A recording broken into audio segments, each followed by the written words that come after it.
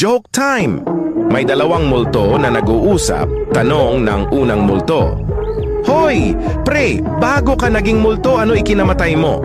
Sagot ng ikalawang multo, nalock ako sa refrigerator.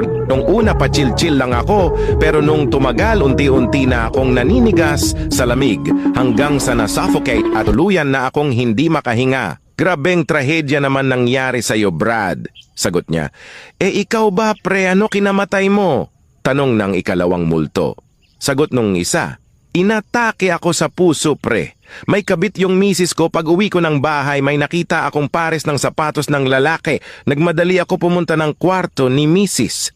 Nakita ko siya na nakahubad at kinakabahan, kaya hinalughog ko ang buong bahay sa ibang kwarto, cabinet, CR, kusina, kisame, ilalim ng kama. Pero wala akong nakita. Sa sobrang pagod ko kakahanap, sumikip dibdib ko doon at na heart attack.